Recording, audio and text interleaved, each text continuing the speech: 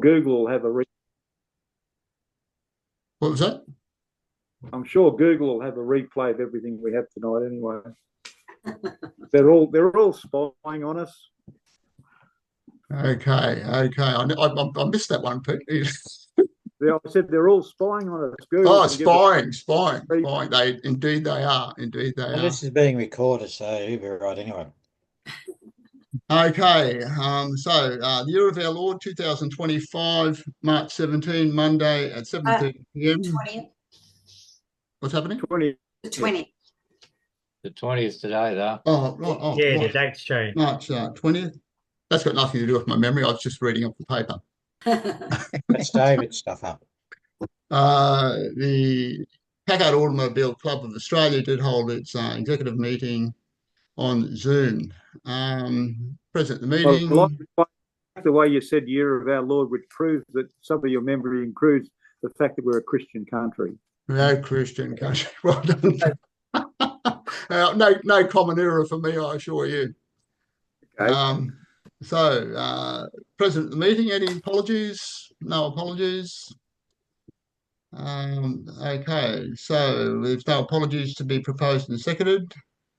Now, meetings of the previous meeting held on November 18, 2024 be accepted as read and signed by the President as a true and correct record of the meetings, and subsequently scanned by the President and forward to the Secretary for his signature. Moved and seconded by? I'll move it, Stephen. I'll second it, David. Okay. Okay, we've got no guests. Business arising from the minutes. Jan's here, isn't she? Yeah, I'd be a guest. Jan's going to be a guest. A guest speaker. No. A silent guest. Okay. Okay, correspondence in and correspondence out. Now, that guy that sent that, Scott Andrews from the Packard Motor, I found him online several months ago. You put that one up, David. They say they're sort of in sort of making Packards and all that type of stuff, but when you go on there, it's just sort of merchandise. It's merchandise. Yeah, just sort of merchandise stuff. Yeah. To be honest, I didn't even chase him up. He said he wanted to know more about our club. He found us on the website, so whether he needs to know he's there. Yeah. We've actually had, just to let you know, since those three that I've written, since I sent these minute agenda out, we've had about another 3 or 4 coming inquiries on the website about bits for cars and what have you. And I've passed it on, whatever. I'll give, when I do the minutes, I'll detail exactly what I've done with them all. But just of interest, the third one there, Daniel Temesi, see that name there? I spoke to him today on the phone, and Michael rang me up and said he's joined the club tonight. Oh, excellent. Okay. So that's enough of that. Okay, so correspondence out. That's all self-explanatory. All self-explanatory. Okay, there being no matters from the correspondent needing attention, it was moved and seconded by? I'll move it. I'll second it. Okay, Keith's not here. Let's kick off with Vicky, and she can explain a bit about the rally or what's happening down there. We're all on track. We're having our last meeting tomorrow morning at Mark and Rob Trembath's. So we are actually having rally bags, and that's where we're bringing everything together tomorrow. But apart from that, we're pretty much organised. We're starting to pay all the bills for all the meals and things like that. I've actually, Stephen, you'd be happy, our poster boy that you've got on the website, he's going to come on the concourse day with his 3 children. Oh, okay, great. He rang me tonight, and he's just going to Rowan, come. you're talking about, sorry? Rowan, he's a doctor. Valentine. Rowan Valentine. He rang me and he said, look, he wants to come. He can't come during the week because he works. And I gave him what we were doing on each day. He probably can't come to the Martindale Hall, which was too far for him to go anyway, he said. But he's going to come on the concourse day and do his own thing in the afternoon. But Yeah, because he's got 3 kids. I said it's not exactly exciting for kids, that Oh, sort of thing. And he said, no, that's fine. I'll probably come a bit later.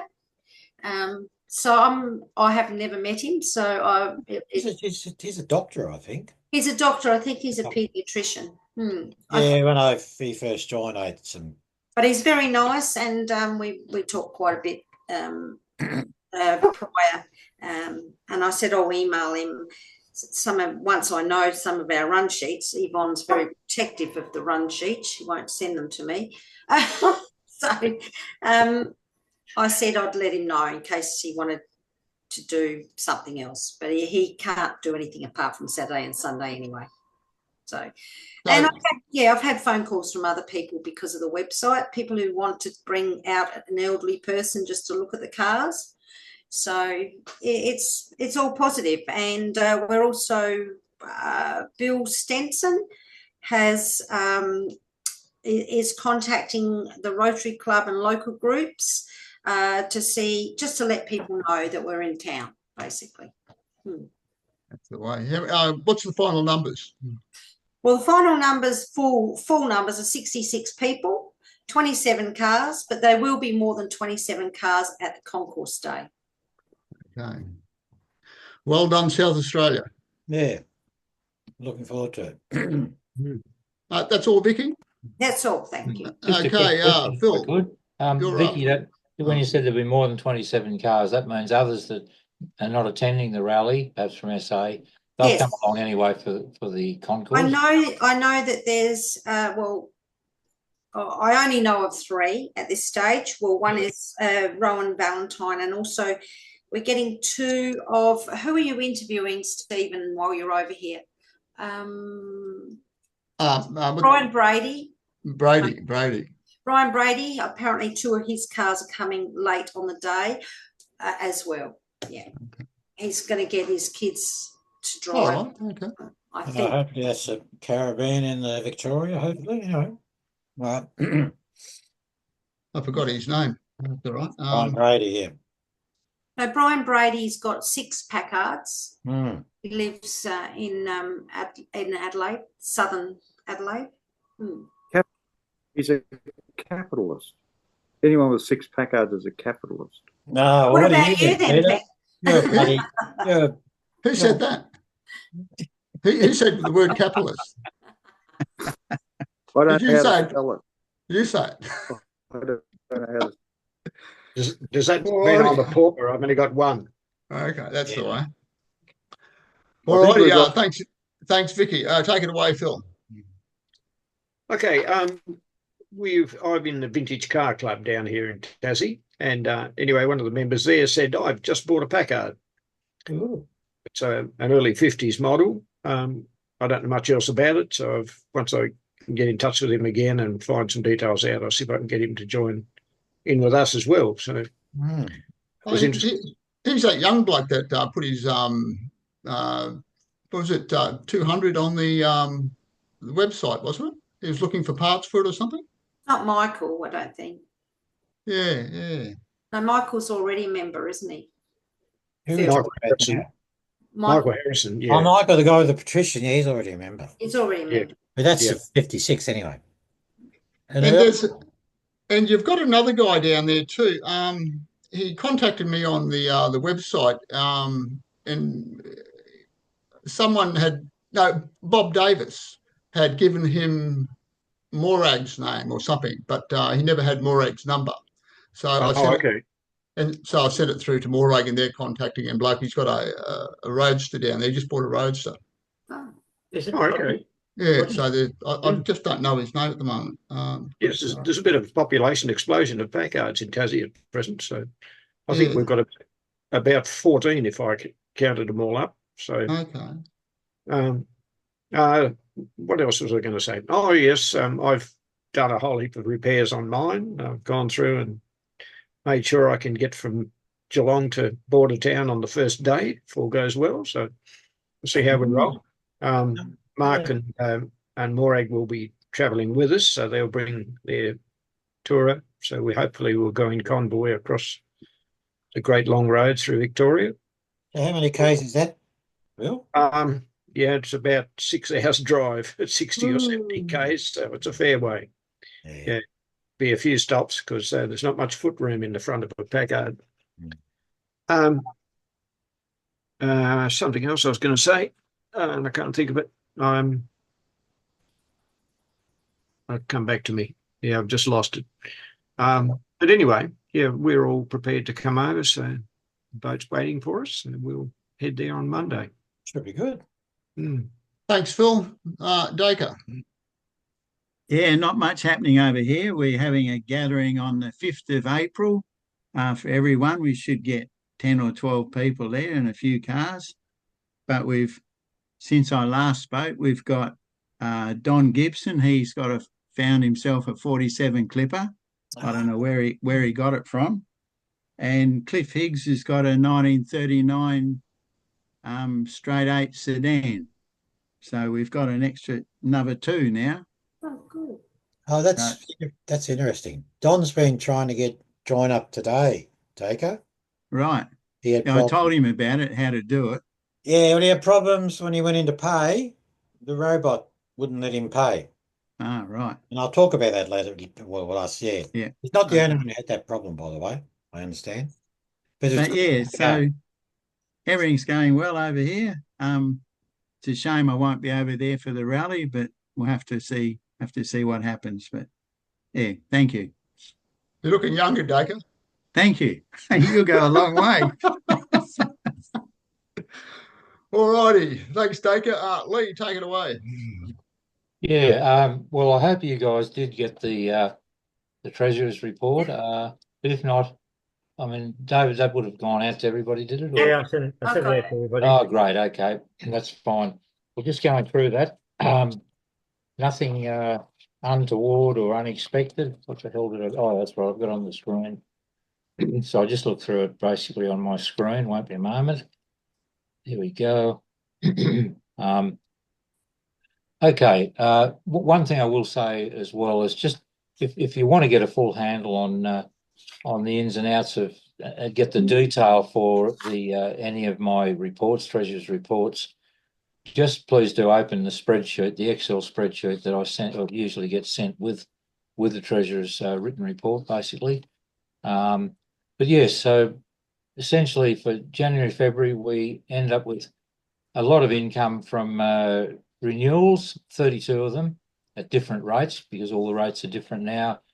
$95 or $91.19 or $92.91, depending on whether they did a direct deposit paid by cheque to David, used the website and ended up getting hit a considerable amount of money, $3.80 roughly by Stripe, or use Square, and I would then process their Square payment via card. But anyway, the income was $3,057 approximately from renewals, and that includes new memberships because at the moment I don't go through and try and sort out the new memberships.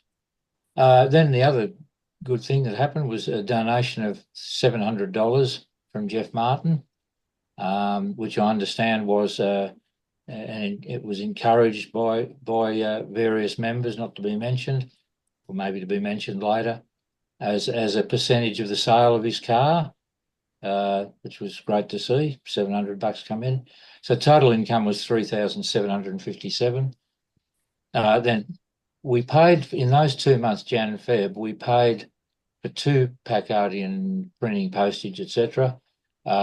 One was carried over from the end of 2024. That was the November issue. It got paid for a little bit late, bit of a hiccup there, but anyway, we didn't get sued or anything. There were no other considerable expenditures, but the web hosting for 6 months was $133. Zoom subscriptions, basically I refunded Stephen for those. That was 6 months worth at $147. And then Highland Creative added some new features which involved them doing work. That was $264. So we had $3,757 worth of income, and we had $5,893 of expenditure. So the balance started out brought forward at 26,548, and we ended up with an outgoing amount that led to a balance at closure of 24,412. Okay, so that's it from me, unless anybody's got some questions on that. Okay. Thanks, Lee. Moved and seconded by I'll move it, David. Second it. Vicky. But I just the thing I couldn't remember on my end of things, if I could just say something there. Yep, sure. I had a call from Leighton Chan in New Zealand, and he wanted to know the model, my engine number of my car, and he'd been talking to the guy who runs Packard Info. He comes under Big Kev, but he's got another name. I can't remember what it is. Kevin Waltman. Yeah, that's it. Yeah. Anyway, they can't find many more cars like mine about, which is rather interesting. It looks like it might be fairly scarce as far as the 6-cylinder 333. When he comes to the rally, it'd be interesting to have a talk to him when he about the sort of history of those sorts of cars about. And there's, on the Packard Info, there's under the register of cars, there's very few 1926 Packards at all in it for a worldwide thing. So it's interesting. well done. Bill, just as a by the by, I can tell you if there were any 333 models, 26, and how many 26 Packards, approximately how many ever were a part of the Packard Club, from the database records that we've recorded. So yeah, I might give you an email about that if you like later on, but okay. I might be able to tell you at the end of this meeting. All right. Yep. Okay. Yes, it probably doesn't need to be recorded, but it's just a bit of interesting information that's popped up. Yeah. Yeah, I can tell you in a minute, actually. I'll just have a bit of a quick look now. Yes. You said it's a 1926 333. Yeah, okay. Yep. Leighton and his co-driver are driving a 1927 car of Bob's in the rally. Oh, yeah. Yep. That'd be Mr. P. Oh, yes. The big bloke, yeah. All righty. Okay. The editor's report. Well, the Packardian's going very well. It's starting to look sort of like a magazine now, and I'm sort of gradually knocking it into shape and stuff like that. I just want to see if I can make it a little bit more modern, and I'm sort of just experimenting with different ways at the moment. And there'll just be a few more changes in the next edition.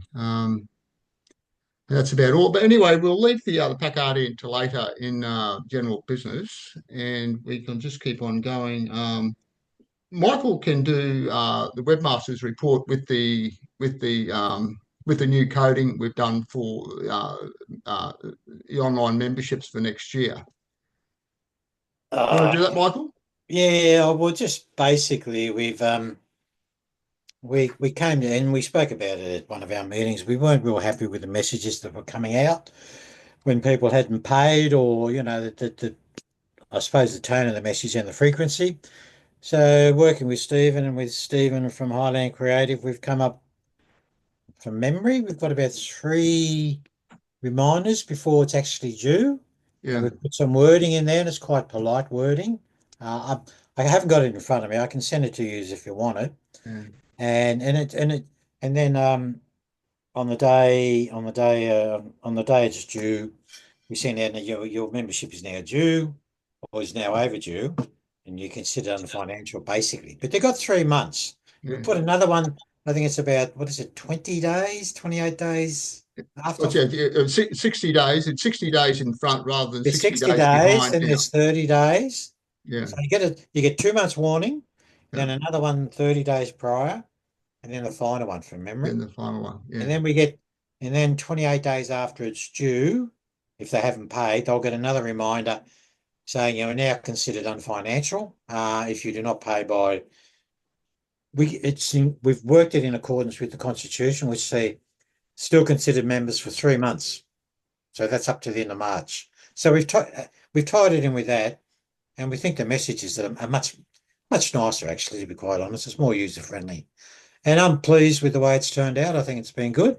Highland Creative were very accommodating in helping us, and with our suggestions, I think it's good. If you like, I can send some details out about that if you really want to know what the messages are. But it's certainly better than what they were.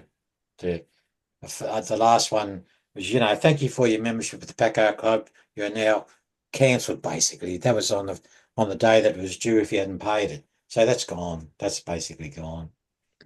I think that covers it, Steve. Yeah, no, that's good. That's good. Yeah, Yeah. just at the front end rather than at the back end. Yeah. We've just turned it around, so we give everyone much more warning before their membership expires. And much more friendly warning. Much more friendly warning. Yeah.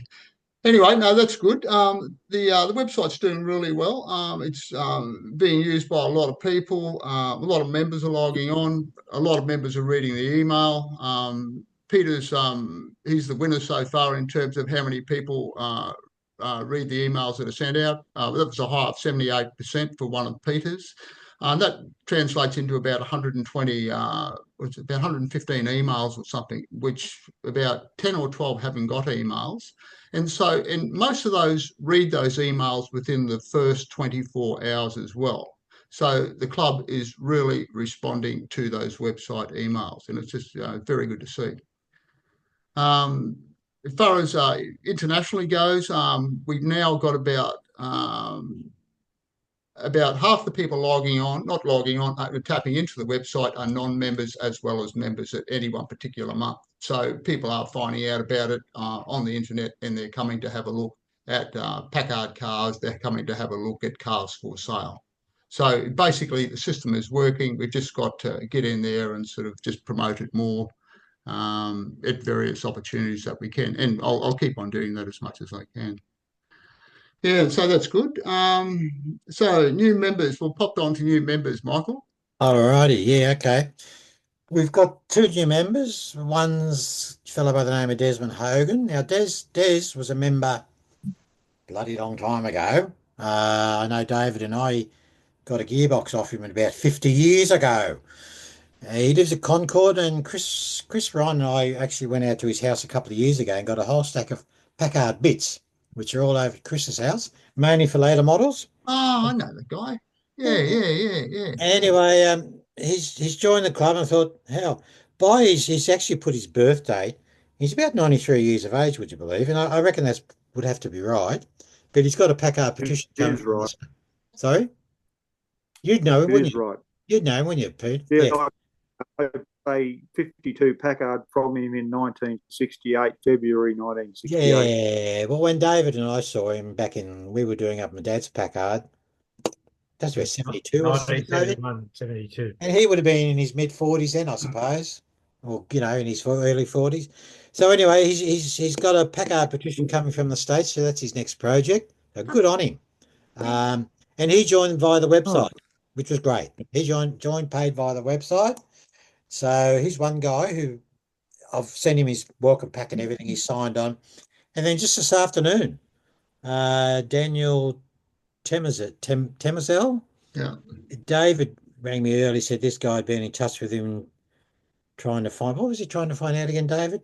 Anyway. Stuff about the Adelaide Rally. He wanted to go. He was keen to, he'd gone on our website and he'd seen it, and he was keen to go to it if he could, because he's just bought himself a Packard. And anyway, late this afternoon, next minute I get a Packard checkout, and he's gone online and he's joined. And so I rang him up, had a chat to him. It's a 35 Packard 8. And oh boy, has he got some. He's put it up on YouTube, actually, if anybody wants to have a look. It's Packard 8 Restoration Part 1. No. If you want to have a look. And he's got some work. So it's a super. Sorry? It's just got Packard 8 on it. just got 8 on the front, Peter. I've asked Okay. him. Could be a Sorry, could be you're cutting out. 120. I Could be. I said I think it's a 120. Yeah, but the photo, it's got the wire wheels, it's got the side mounts. Looks like what's lifted interior. Looks like Bedford. You can have a look at it, mate. But I actually, when I spoke Yeah. with him, I spoke with him. I gave him a call and I followed up with an email and I gave your name, Peter. I said our technical director, Peter Towett, would be a great guy to talk to. And I said, Yeah. get back on the website and you can get his contact details from that. So Sorry? if I get a call out of the blue, it's necessarily attached lotto. If So I get anyway, a call out, if I get a call out of the blue, it's necessarily attached lotto. yeah. So anyway, I get a lot of calls out.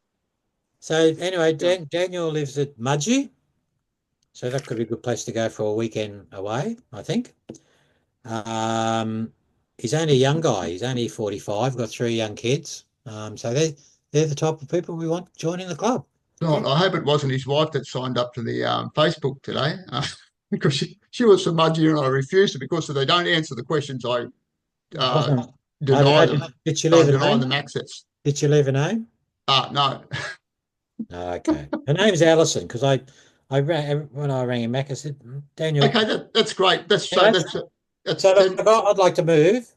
I'll move for both those, Desmond Hogan and Daniel Temersel. I think Yeah. that's how you pronounce it. That we agree and approve their joining the club. That's wonderful. That's 10 people that have gone through the club now with they paid their money before we knew their names. So that's wonderful. The system's working. Yeah. I'll second that. I'll second that. Okay. I'll vote for him. Anybody from Mudgee can't be too bad. It's a good part of the world, Lee.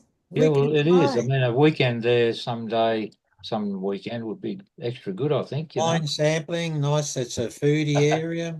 Very Yeah. good. Yes. It's a bit expensive for motels, but if it's just a weekend, that'll be all right. Oh yeah, we went up there family thing some years ago. All our cousins had a great weekend. Anyway, so yeah, that's as far as new members. So actually, the last 4 we signed up just before our last meeting. About 3 of those came through the website as well, from memory. Yeah. But with and I got another guy, Don, referring to. I'll go into this because Don Gibson, late Daker. Yeah. He sent a message to the website, which David and Stephen got, saying he Right. tried to go in and the robot wouldn't let him proceed. So I've written back to him. I said, lo and behold, we had a member this afternoon, this Daniel fellow. I spoke with him. I said, did you have problems? He said, well, initially the robot, clicked the robot, wouldn't let me in. Wouldn't let me in. And Right. then it happened. It let him in. So I've written to Don and I've said, could you give it another go? And if you can't get in, let us know and we'll work it out. That's the way. Okay. Do you want my membership report now, Stephen? What's that? Membership report, keep going. In terms of where we're up to with members. What in terms of numbers? Yeah. Yeah, all right. And how many? got- I don't know. So 2 died. The guy from what was his name? The guy from South Australia died.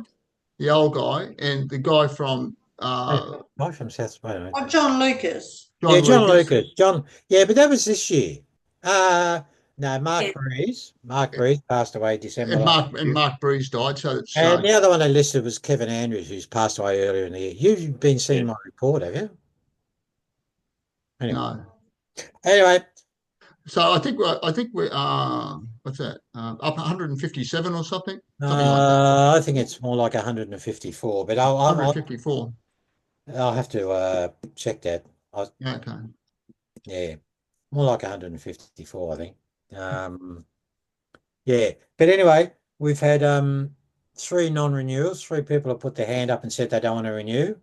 That's Neville Story from New South Wales, Warren Jones from Victoria, Oh, Jones, yeah. and Alan and Thelma Hoffman, long-term Thelma. members. Did you get an email about that? Did you, Stephen? Yeah, I did. They went through the website. They went through the website, did they? Oh, I okay. don't know. Did you get that email, David? No. Okay, Well, I don't know. I didn't don't know. I'd say. have to check back through. I don't know where it came from. I You just, sent me a text and saying from Thelma. She's the one who had the email address. yeah. Anyway, I thought it came through the website, but I don't know. I'd say it No, might have been a person, it never didn't copy out to me. might have been a Okay. personal one to you, Stephen. Anyway, they decided they Oh, don't right. want to So, renew. He's 84. oh, right. Yeah. So I didn't have Story and Jones and Thelma. So yeah, it is back to 154. I did 157. Hmm. Well, there we And so go. take those three off. It's back to 154. Where numbers are right. Isn't that good? Yeah. Yeah. Did I ask Yeah, about? and Yeah. I've got another guy on the go, a fellow from Victoria who's not on the internet. He's been in touch with me. I sent him the forms. He's a mate of Fred Dosser, and he actually bought Warren Jones 54-400. So I've sent him a form, and I'm still waiting to get that back. So that's probably another one. He doesn't have internet, I don't think. Only his daughter does. He spoke to me. He was going to come, but now I don't think he is. No, he was thinking about coming. Yeah, that's right. Because you sent me his details, Vicky. That's right. Yeah, yeah. That's right. Yeah. Sort of getting my head around all the names. So at this stage, we've still got about 17 people that haven't paid. Is Ian Waller one of those people?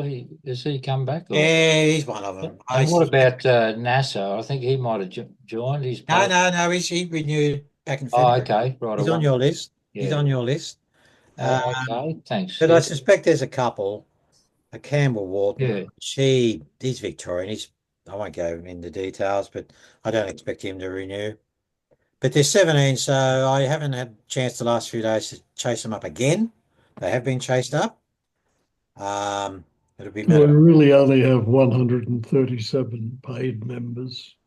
Sorry? Yeah. We have only 137 paid members. At this stage, yeah, but Rob, that's not totally unusual this time of the year. Actually, in fact, at this time of the year, we would probably have more than 17 members normally, and we just chase them up, and they finally pay. So I reckon there'll be a couple of those won't pay, but we will get the money for the others, I suspect. I'll be surprised if we don't. Sorry, Petty. Would say they're recalcitrant. Yes, recalcitrant. I'd say they're a pain. Would say they're recalcitrant. Well, I say they're a pain in the ass, but that's my language. Roofs are made of calcitrant. It's disappointing, but those ones, it's usually the same ones every year. Like our one New Zealand friend, our US friend Lee, he hasn't paid yet. No, he hasn't. I'd remember that after previous encounters. But anyway, I will. If I get a chance before the rally, I'll certainly chase them up again. And we'll leave it at that at this point in time. Thanks. So that's it. All right, thanks, Michael. David. Nothing as a public officer to report, but as secretary, all who are not going to nominate to re-stand for their current positions, we need those nominations in for the AGM as soon as possible. I've got some. Lee's been sending some, but you haven't sent anything, Stephen, I don't think. No. Peter, you're happy to carry on as a technical officer? Yeah, well, unless someone steps forward, I'll just stand still and stand to attention. And if anyone wants to step forward, that's fine. But there's a lot of people out there know more about PACAs than I do. That's not true. But if you're going to stand still and take it up, you need to just shoot me an email or something along those lines. Just an email, and I shall shoot you an email. Good man. Well, can we just? You'll remember that I just said yes, I will stand, but I'll send you an email anyway. Yeah, do that, please, so I can have something there. And the other thing, the reports for the AGM. We need. Are you going to give us one, Peter? I haven't got one for the TO yet. But you want me to resurrect last? Do you want a verbal or do you want? No, well, look, I'll actually give you a report. It's actually been quite busy. A lot of people have been chasing early model valves and camshaft clearances, and it's. If you can do that ASAP, because I've got to send these out, or we've got to get them out to the possible Zoom attendees at the meeting, and the AGM's 1 week, 2 days away. So the emails will be fine, subject to I'll Stephen try being and get it send them out from the website. tomorrow of the day. We've got 12 Yeah. members or thereabouts. I have to mail them to. They won't get them in time, or New Zealand member won't. The others will, but I've got to get them out within the next day or two. So it's very important if we can do that. Okay, well, I shall get something out tomorrow. Stephen, I've got in my diary. yeah, Michael's giving me his report. Stephen, Lee's giving me his. Stephen, you gave 2 reports. As you didn't give one for PACA and editor. Was there a reason behind that or not? I just sort of I don't know. It was sort of, of course, everyone can see the PACA. It's sort of they know rather than there's nothing that shuffle. There's nothing that the membership don't know about the PACA. They know everything I know about the PACA. So I just didn't think it was necessary to do one on the PACA. I wasn't fussed about only getting 2, because strictly speaking, you shouldn't be holding down 3 positions, even on a casual. So two was good, yeah. And when I sent out the original email, I thought you'd respond as president and as editor, but that's all right. We'll sort that out. That's Okay. Okay. All done. That's enough for me. All righty. Okay, Peter, you're on. Make it short.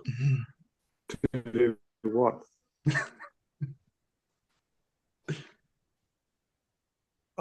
Technical officer's report. Okay. Nothing to say, Peter? You can your report if you like. Well, I'm going to put a little. I'm going to put another little thing up on the website about what spares to take with you to Adelaide. So I was hoping to do that. I'll hope to do that tomorrow. Just that I've just been really busy. I've just been like a one-arm wallpaper hanger. So I'll get something done. There you go. Okay. Are you going to do that in a PDF? It's been pretty busy. I had a lot of people. That's all right. You're breaking up a bit there. You want a PDF, do you? Oh, no. Sorry, it's But your internet mustn't be too good at the moment there. Yeah, it came up. His bandwidth's not very good. Yeah, bandwidth's pretty poor, eh? Yeah, we don't have a really good internet in Hall because we were here in 1882 and Canberra was here in 1913, so we sort of got left behind, pushed out the door. I wasn't here in 1882, mind you, but you seceded from the Commonwealth, didn't you? You left the ACT and set up yours, and I know you are in Hall's in the ACT. Hall was part of Hall, just incorporated in the ACT, but it was the village. Hall and Ginninderra, and what Robert Stone is going to do, which is excellent, is he's saying, Pete, we should have a bit of a rally there in 26, 27. So Robert's going to get me to organise something, and I'm quite happy to organise a PACA run in Canberra. That's good. That'd be great. Yeah, great. Good. Okay. So all the politics you. Okay, thanks, Pete. You're breaking up a bit more there. You finished, Pete? Sorry about that. That's all right. I am finished, yes. Okay, no trouble. All righty. All the reports are moved and seconded by. Who's going to move all the reports? I'll move it. David will move it. I'll second. Lee Harris. All right. Yeah. Okay, Michael, general business. Oh, what? Yeah, I haven't got the thing in front of me. One of them was Malcolm Harris. Oh yes. I put, but it was in the minute. It was in the agenda. I was putting forward a proposal. Given Mal's current situation, and given his service to the club over a long period, and even recently he did another article for the PACA. I mean, it's quite a period there. The PACA wouldn't have had a lot in it except for Mal. And he's always really enthusiastic. He's Ausstat man on PACA Info, did a lot of work. He did a massive amount of work on PACA Info, didn't he? Every day he wrote something. He's been PACARdian of the year twice, and he was nominated again for a third time, and he refused. He said, "I've had my go. Thank you very much. I'm happy to, or, pleased that I've been nominated, but no, I don't want to stand for it." So I'm just, as I said, given his current circumstances, given his service to the club, and he's been an integral member of the club. He's been heavily involved with our rallies we've organised in New South Wales. I just think he's worthy of being put up for lifetime membership. And that's got to be voted on by the committee, obviously. But if we agree to it, initially we can do a nice little letter to him. But we can get some sort of a plaque organised to present to him. Go down, take him out for lunch and present it to him. So any particular views on that? Any particular disagreements? Or anybody want to discuss it further before I move a motion? Yeah, well, I just mentioned it. When I was doing my project blog for the car, and I did years and years of blogging on pacardinfo.com. I saw Mel write an article almost every day. He was the greatest contributor to pacardinfo.com, I reckon, that ever lived. He just was always on there, and that was our Australian representative in a way. Everybody knew he was an Aussie, and I think that put Australia on the map to a huge extent. So just not only from the point of view of in Australia, but he's been an international representative. He has. That's my feeling about Mal, and he's just a good bloke who did so much for the club. Been very generous with car parks as well, I believe. Oh yeah. Yeah, that too. Yeah. He's hunting around. Something comes up, he'll go charging out there to get it. Yeah. I've still got a few of his old hubcaps. Anybody want them? No. So where I'd like to see him go. Sorry. Where do we want to go? Has anybody got any objections? Do you want me to move the motion? Move the motion. Well, I propose that we move ahead and make Mel a life member of our club. Does anybody want to say? Do we have anybody who disagrees, I suppose? Yay or nays? Any nays? David? Yes. Yay I'm back. or nay from I had to Mel? excuse myself for a moment. Yay or nay from Mel Harris? Yeah, no problem. All right. Who moved it? Who moved it? You? Yeah, I moved it. And seconded? Who seconded it? We've all Robert seconded. Robert's seconded, yeah, right. Yeah. So we'll get a letter to Mal. He'll be most impressed, probably very emotional, I suspect, and get organised to do some sort of a plaque that we can go down and meet him somewhere down that area, Rob, you reckon, and we can have lunch with him. That'd be good. Yeah. There's been a sharp deterioration in his health. Yeah, I know. I was periodically, when I sold cattle, take him out to lunch because I go to Moss Vale. Well, he is not coming out anymore. We had a coffee in the coffee shop within the complex. Well, we can do something like that if necessary. Yeah. We can do that. So he wouldn't. So he's even deteriorated since Christmas, has he, Rob? Yes, he has. He's on a frame all the time now, and just after the big competition that we all know about, he's just gotten worse, really. Has he? Okay. All right. Poor bugger. Lovely bloke.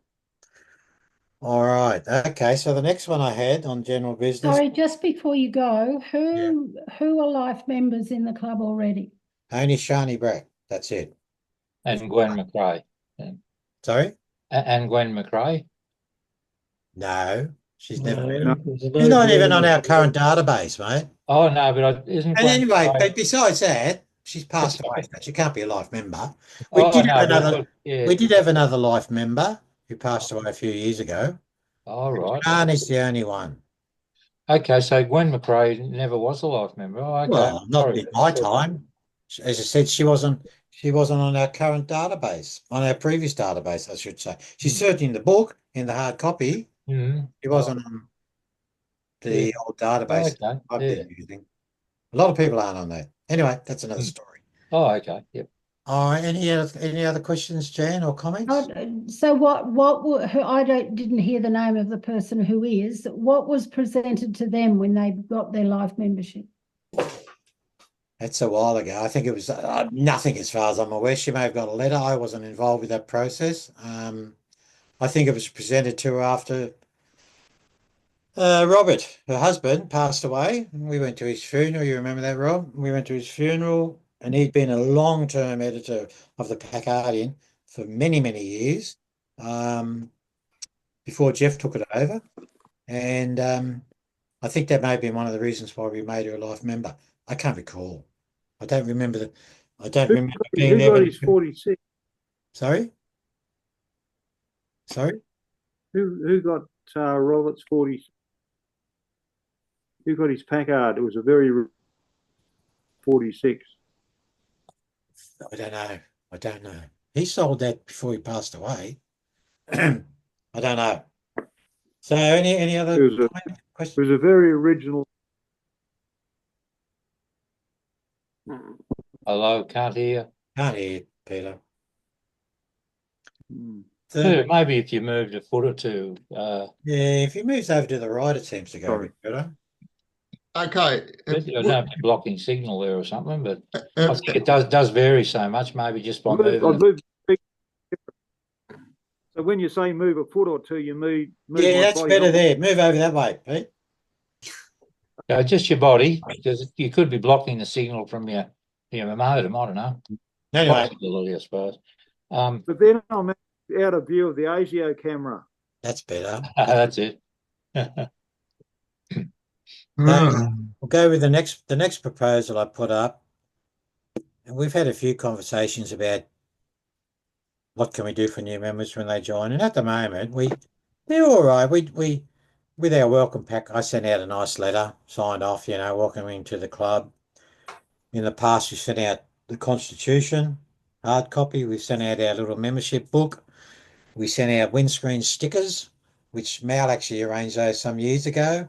And we send out 4 coasters that we got more done after our rally. I am proposing, we haven't advertised recently, and we've got club badges that are in my possession, and we've got about 60 of them there from counting, 60 or 70, and they're just sitting there. We get the odd one. We get the odd people. I think the last ones that put Mike Goldner. Yeah. Mike Goldner got one. Yeah, he was probably the last guy, he and Faye. They were the last ones to put their hand up. But in saying that, we haven't advertised them in the Pacardian lately. But I'm proposing that as a little extra, is give them a badge as well. Now the cost, and I'd have to check for sure, the cost was in the order of $5 postage, but that wouldn't forget that because we pay to post their welcome pack out to them, and we just chuck it in with that. But it costs. Sorry? Does it have to be engraved? Yes, that's the cost. It's a black bar, but there's a little brass plaque we get with it, which goes on it and engraved. They're about $5 each to get their name on them. So if you're talking about a couple joining, like Mike and Faye, for example, you're probably talking $10 per new member. Round about that. I mean, so did you hear that car? Some idiot screaming up my road. If you want, I can get some firm prices and we can revisit it the next meeting or via email if you want me to get firm prices on it, or if you're happy to approve it now. So any comments, any questions from anybody? I think it's quite a good idea myself. Open to everybody else's suggestion. Anybody else? I think it's a good idea. Yeah. I like the idea. Because I know Stephen was looking at going back to our merchandise provider we've used in the past to get some prices. But the problem is with that, and I don't know if he's had a chance, but the problem is with that, you got to order bulk to get this stuff. you know, even limited numbers, you know, you're talking 50 to 100. And do we ever get rid of them? These badges, they've been sitting there for a long time, and the members, new members, we might get at probably maybe if we're doing well, 6 a year, maybe. So you might be talking $60 a year or something, like in that order. Might be a little bit more than that. Well, we happy. Well, can I say, are people happy to proceed with that, or do you want to get some firm figures on the cost? Yes, Sorry, Yes, Rob? that'd be good. yes, get a They're not, figure. they're not doing any good just sitting on the shelf. No, they're sitting in a box next to my bloody bed. Yeah, exactly. All right. So I So look. what- did you- I'll propose that we go ahead with that. That from now on, new members, we give them a badge or 2 badges if there's 2. Do we have a seconder? Yes, I'll second that. Yep. Right. Okay. Carried. if It's me. I'm done. once we get rid of all these badges, before we go out and order more, we're going to do proper costing then, I think. Yes. Yeah. If we want to get rid of all I, the badges. I suspect that Um, I suspect by the time we run out of badges, I won't be here. Yeah, but To be there'll be quite- somebody think that taking we've got a your lot- position, hopefully. Look, it might be worthwhile investigating what they're worth to get some extras. Yeah. But You're hopeful. 60 you've got. Yeah, that's quite a lot. so I guess it'll last quite a while. And it's $10 a pop. Or Okay. $5 or Okay. $10. Sorry, could I just ask Michael before we go on, how does the Constitution go out now? It doesn't at the moment. well, I can answer they're that. asking. I've had this discussion with David, and at some stage it's got to come up at the committee meeting, and probably for another day. I don't think we need to cover it too much tonight, but we've got to make a decision whether we want to print off hard copies. In the past, we printed them off and sent it to every member. I think it needs to go on the website, and what we can do, if we get, it's probably something else so nice if we do a few printed copies for new members. But in terms of our current members, say go to the website, or if they haven't got access to the website, we can send a copy out to them via email. Can we talk about that? We're getting off the track here, but that's something that needs to be discussed further, I suspect. Thank you. Is that all right? Thank you. Okay, thanks, Jan. Okay, that's all, Michael. Yeah, that's it. Okay, so on to the next one. What is it? That's mine. what you said, So Ian. discussion on club direction. So I thought I'd put this together just as I'm sort of leaving. I won't be president again, and just sort of just a few thoughts and that type of stuff, and sort of what I'm going to do, and a few other things. My biggest one is everyone's getting older, and the young people just won't bridge the gap in this club quick enough to come into these leadership roles. So all I'm trying to do is make it easier for us in here now. So we can actually do less work. So we can firewall the Packard, so we don't have to have a great computer knowledge. We can actually run the site without sort of having any sort of real life experience, sort of operating stuff. And that's what I'm about now.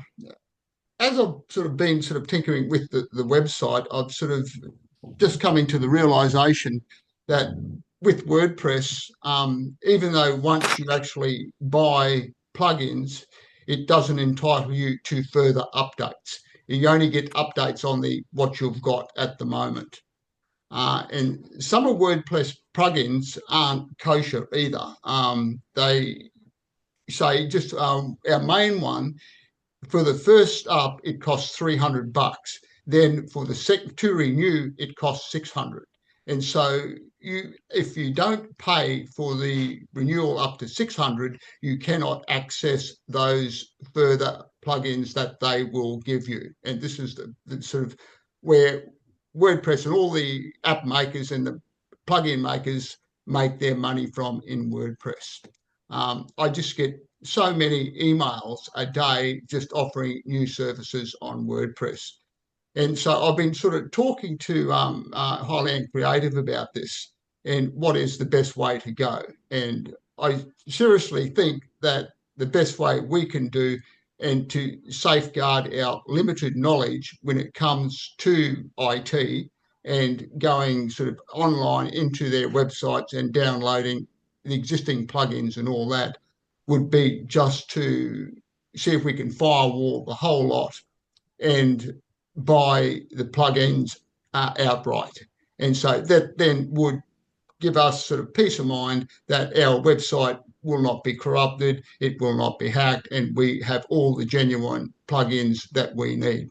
Now, our website... Sorry, before you go on, Stephen, please explain what you mean by firewall the website.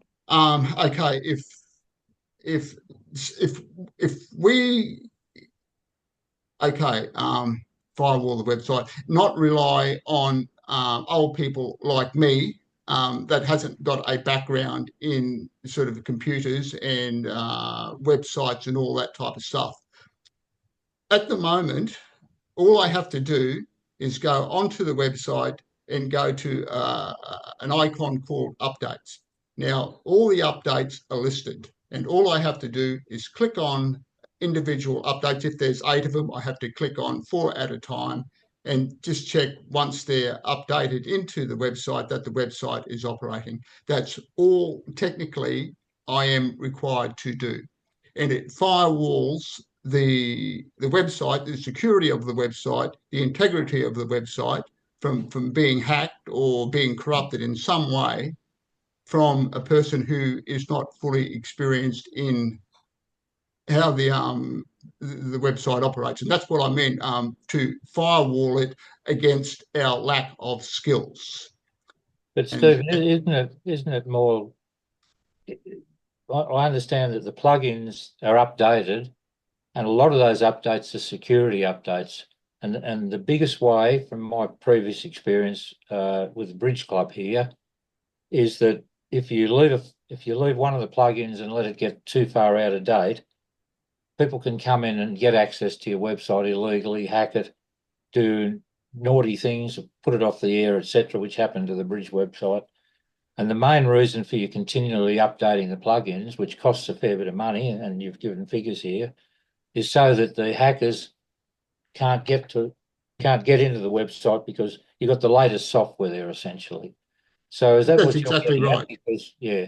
So the thing is, then, I mean, we've got to continually update, and I think from what you're saying in your discussions with Highland Creative, that now we might be paying $450. Well, we will have to pay $450 Australian approximately for paid membership pro. That's every year. Every year. Yeah. No, it's because it's it's actually gone to $600 a year. Right. Well, that was the next question. It's on the second year, it doubles in price. Can I interrupt? Because that's if you haven't updated every year. You miss a year. No, on the first year, it's $300 American. I'll just quote American rather than Australian figures. Pro membership is $300 American first up, and then to renew, it's $600. Right. That's a big fee. So what you've got here is you got $450 Australian dollars, which is 300 American approximately. That's right. Yeah. But then to go to 600. Well, I mean, that's so if each of these Gravity Forms, Pixelite plugins and PaddleNet, if they all do the same thing, go up by 50% from 400 to 600, from 135 to 200. No. Only Membership Pro was paid. Oh, that's the only one that's going. It was the only one that doubled in price. Yeah. All the others remained the same. So is that going to be every year, Stephen? Can we what Stephen put on his original appendix he sent out, the names of these things, Gravity Forms, Paid, that's different than what he's put on his update. That he's after he'd spoken with Stephen from Highland Creative. So I'm getting a little confused, but I think David wanted to say, was that you, David? Yeah, well, I'm confused too. The first version you sent out, Stephen, paid membership pro was $450. That's correct. Now you've sent out a version 2 and it's gone up to $950. That's correct. Or $3,000 US lifetime. Well, Gravity Forms, that's the one that's going to be offered by Highland Creative at no cost. And these, what are these, or what do we do with these things? Because Pixelite plugins, for example, on your version 1 you had $135. It doesn't appear on version 2. PA. Okay. Some of the names were different.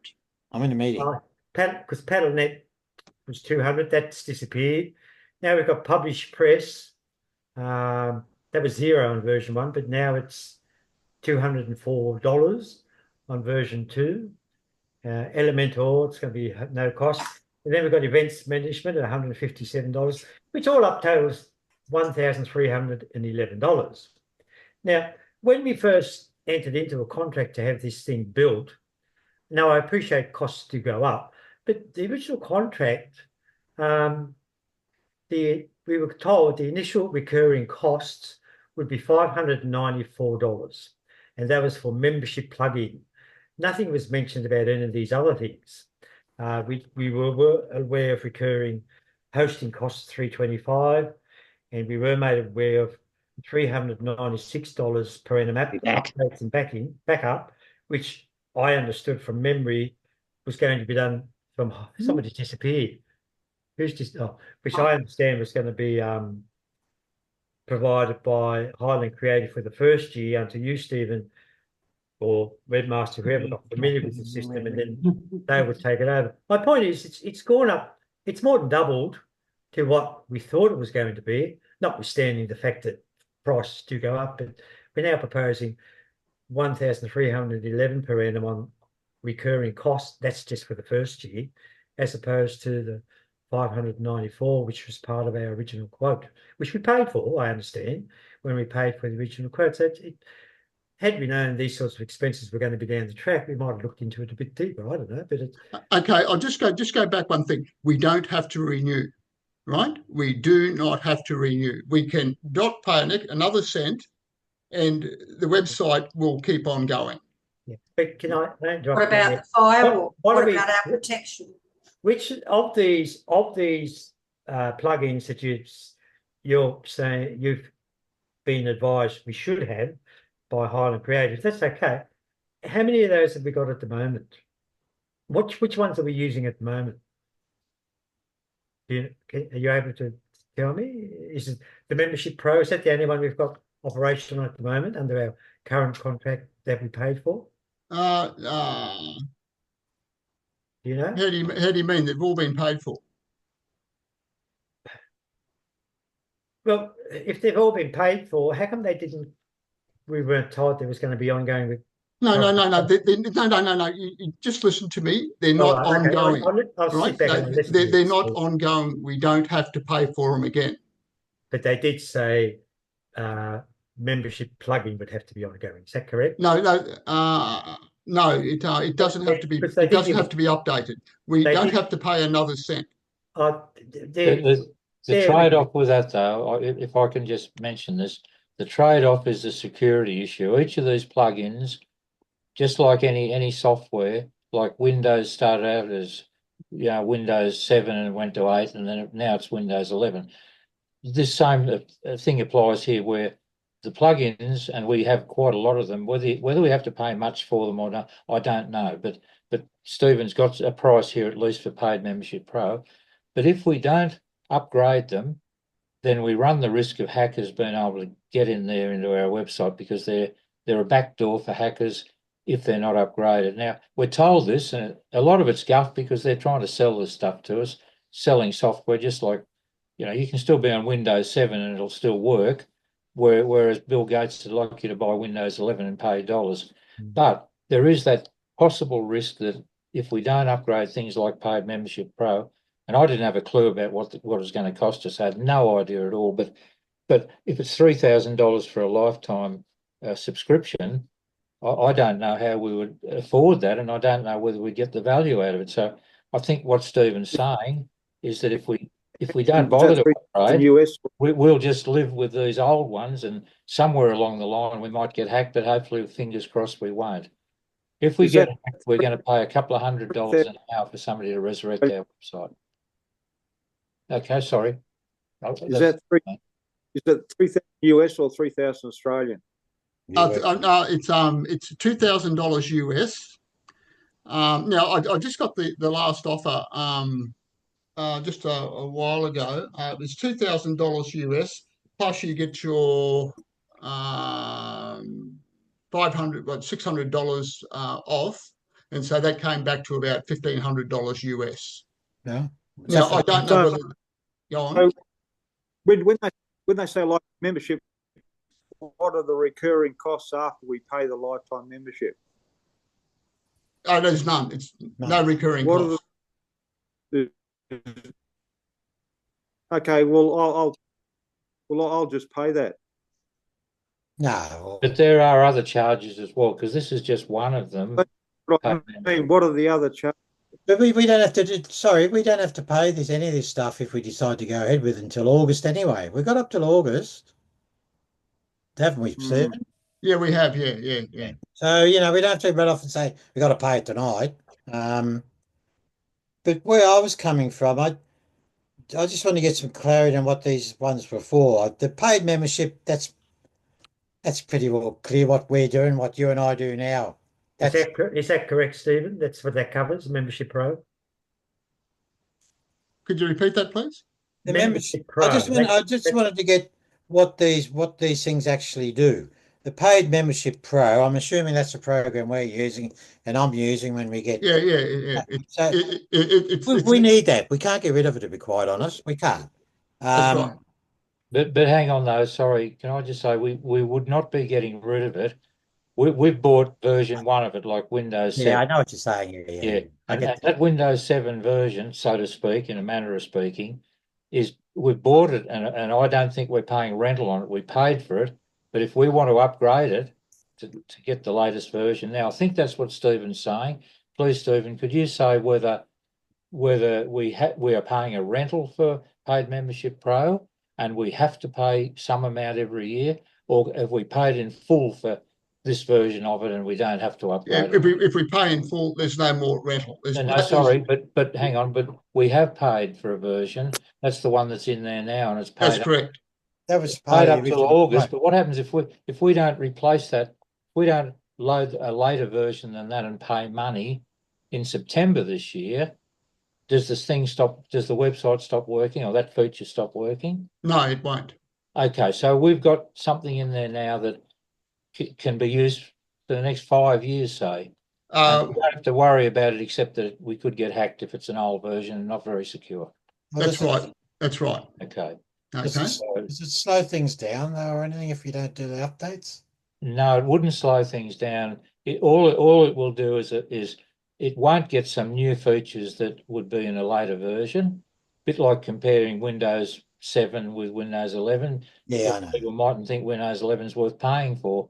Well, you got to convert to that too, but anyway, that's another one. But the thing is, all it is mainly with plugins is the security issue.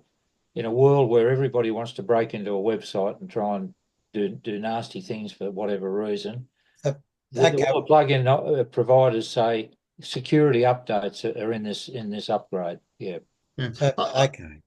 Yeah. I got Holland Creative to put it on paper, and Stephen wrote, most of the time the website will continue to work with older version plugins, but this can expose the website to depreciated performance and a higher chance of exposure to hacker intrusion, which it is. Now, in WordPress system, it is possible to set plugins to be updated automatically whenever a new version of the plugin is in release, but I don't recommend this because if the update creates a conflict with another plugin in the system, the site can go down and you won't know which plugin has caused the problem. And so he is just saying there's complicated things that can arise if you don't buy the plugins outright or if you don't renew. Okay. I don't think we're going to solve this problem tonight. No, we don't have to. But you've raised it, and there's got to be further discussion. There does. Events management. What's that? I'm just trying to get some clarity. Like he said, 2, yeah, they'll cover that. But what's the Sorry, events can you management? tell me where you're reading from? Yeah, I'm not reading that one. No, Okay. I've only got the older one as well. It talks Stephen about sent out an update, and I haven't got a copy of it because my printer's not working, and I've just had a look at it and copied these things down. Sorry, Stephen. When was that sent? That Oh, it's update? only.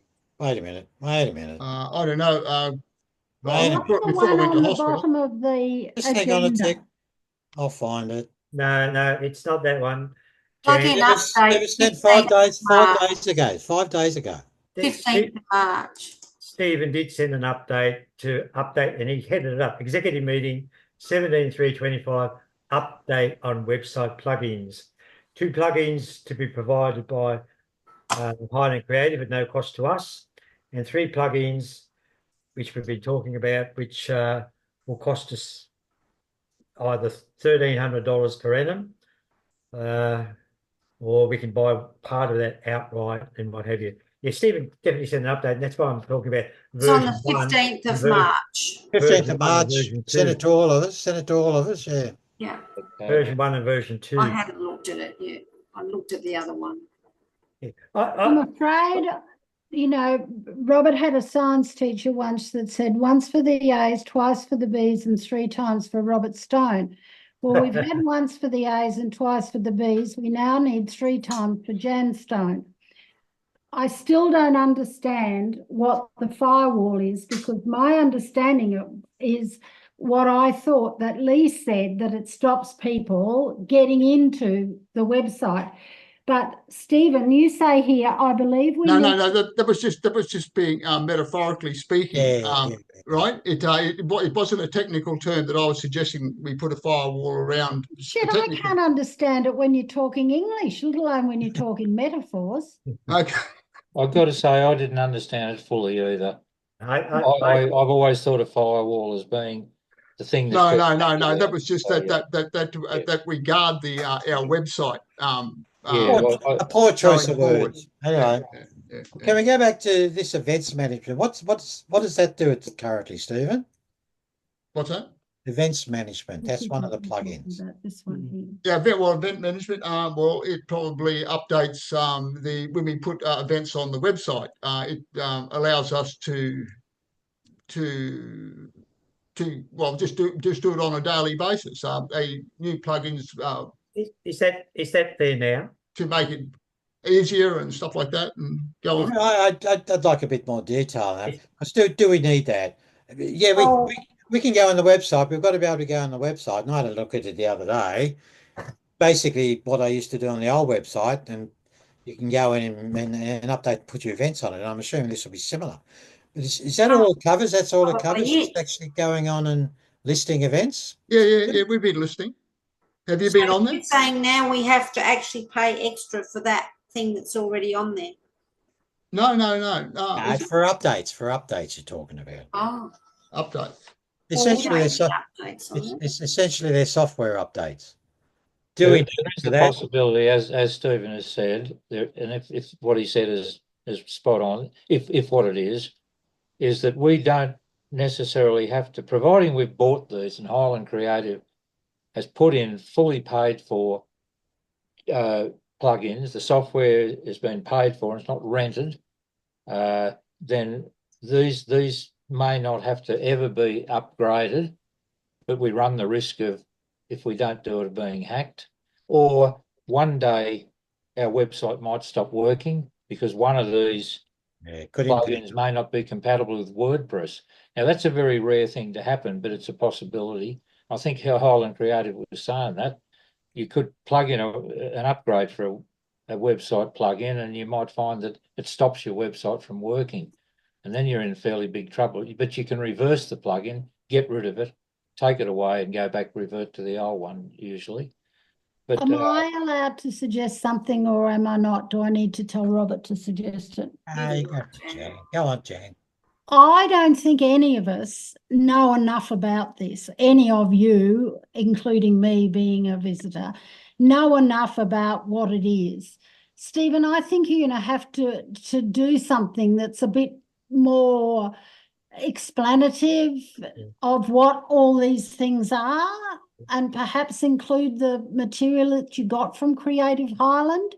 That's But my assessment of, sorry, David, my assessment of what we're talking about now, no one actually knows what's going on, except maybe you, Stephen. Maybe I hope I'm not insulting the rest of you.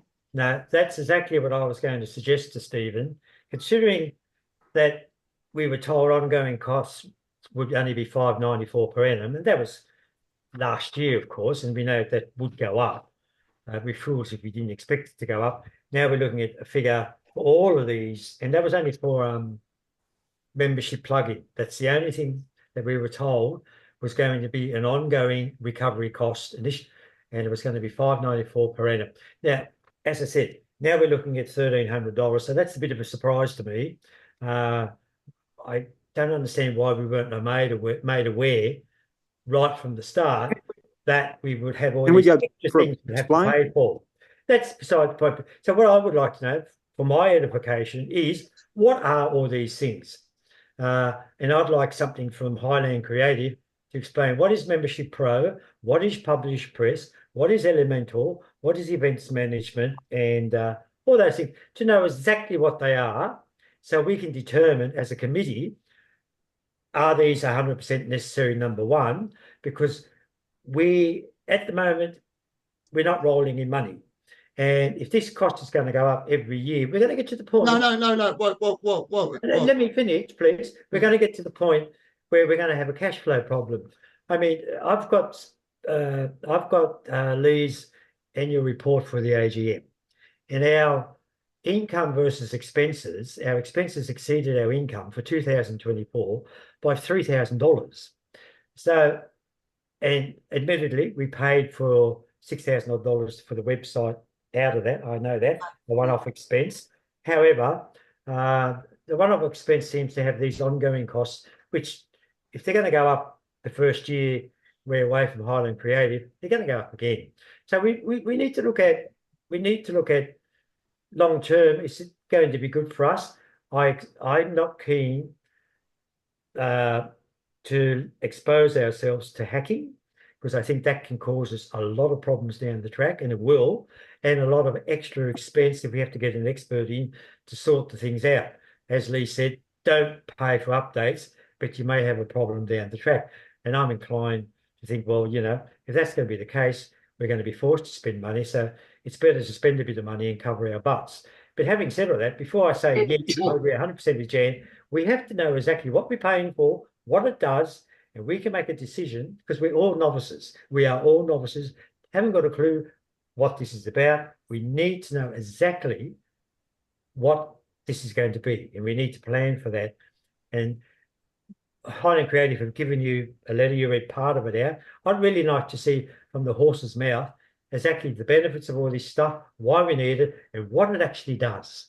Okay, no problem. I'll get Stephen to put it together. To make a decision. I'm not prepared to make a decision either way, yay or nay. I can see the reasons we have to do it. If we have to do it, we have to do it. But having said all that, I want to be comfortable as a member of the committee and on behalf of the members that it's something we have to live with it now that we've got the website. I'm not prepared to accept it all second hand.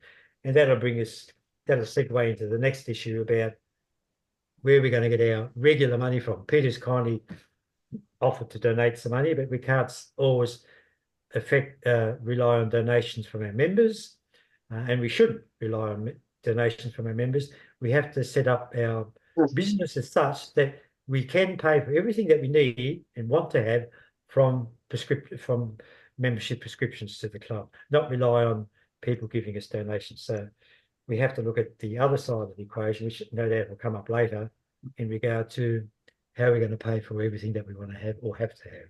So that's where I'm sitting about it on at the moment. If Peter wants to give us a donation, absolutely wonderful. Thanks, Pete. I'm not saying Peter. No, my father had a saying: always let the giver be the sorry one. Well, done. I'm not saying no, but we can't become. It's not a good business model. Car clubs do? What do are they all up? I'll tell you what all the other car clubs do. I'll tell you what all the other car clubs do, Pete. They actually pay about $1,200 a year, $1,600 a year, so they don't have to do this. And that's why Wild Apricot and that other one are sort of doing a lot of business. So the car club itself doesn't have to look after their plugins on a continual basis. Just one comment going forward. Yeah. On what we've been given, and I agree totally with what David just said, we need more detail. Yeah. But to me, it looks like if we end up saying, yeah, we want to go, we don't want to be subject to possible hacking or other problems. This is mostly an upfront one-off, an upfront cost, and that's it, which is hard, but it's not going to be ongoing. So I think we need to consider that. But we do need that information. I think it is ongoing. We do. That's what I think too. Yeah, I think it's going to be ongoing. No, I'm understanding the way this reads that it's not ongoing. It's not No, ongoing. really. If I got it wrong, Our membership. I'll stand corrected. But my public, okay, there's no lifetime on public press or whatever it's called. And no lifetime on events. They're sort of relatively minor costs, but the big one is paid membership, and that's probably the most important one. That's a significant upfront cost, but you can get a lifetime license with that one. You can get a lifetime license. No, that's the primary one. I'm coming from whoever's looking after. That's the primary one, and that's the one. Yes, my apologies. I should have come back and read. Apologise for going out. I had to wish my granddaughter happy birthday. So the paid membership, yeah, that's a significant upfront cost, but it's not ongoing. The others are. So, but we do need more information from Stephen. Okay, so I'll get on to HC and get HC to do a report for the club for the next meeting. How's that? Yeah, sounds good. So my point is we need to look at the risk involved if we don't spend this money. We need to look at the benefits involved if we do spend the money. Yeah. And then we have to weigh up long term, and we need to know which of these are going to be recurring every year, because I suspect they are going to be recurring every year, unless we do a lifetime, just on the lifetime ones. If you buy it for lifetime, does that automatically get upgraded every year? It does. It does. You don't pay another cent. So we need to look at that issue too, and then we can make an informed choice. Yeah. No trouble at all. I'll get onto it. Go from there. That's what we need to do. As I said, I'm not prepared to go either way at this point in time. One thing I will mention, if just say for argument's sake, our club goes belly up, and I mean, in 3, 4, 5 years' time, there is no club. There is no website because there won't be a management committee. There won't be a website manager. There won't be any money coming in because who knows what will happen. If the club totally failed and we've paid something like $2,000, $3,000, whatever $1,000 for lifetime, plug-in upgrades, then we've thrown that money away because there won't be any website. Now that's the dankest idea, the worst case. But just be aware of that because our club's not failing, but it's it could be on thin ice in a few years' time. So leave you with that thought. All right.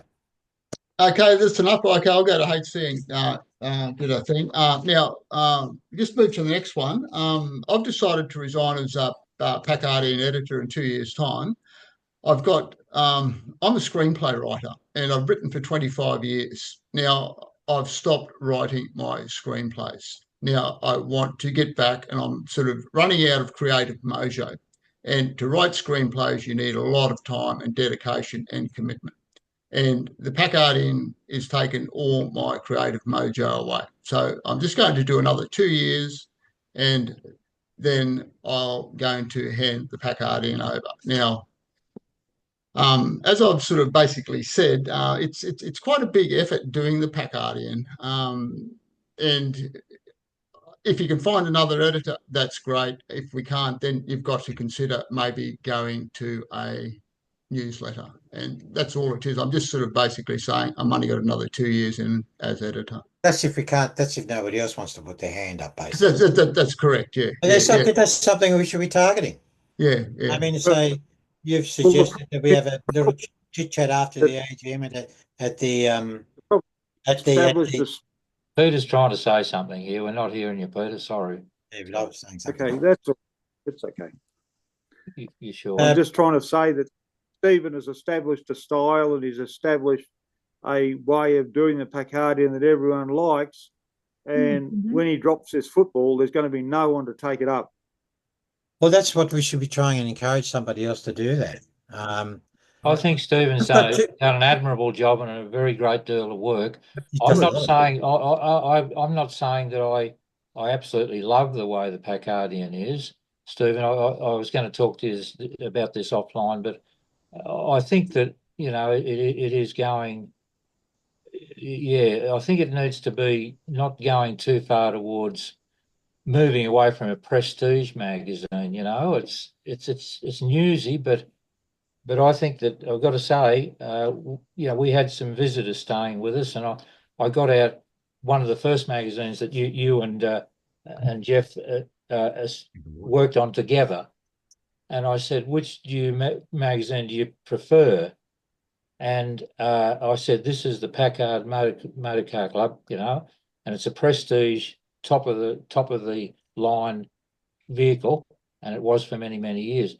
They said, well, it's getting to be a little bit too informal, and this is something I just wanted to try and ask other people on the committee, because it might have been too formal before and it had the white front cover and everything, and very good things have happened.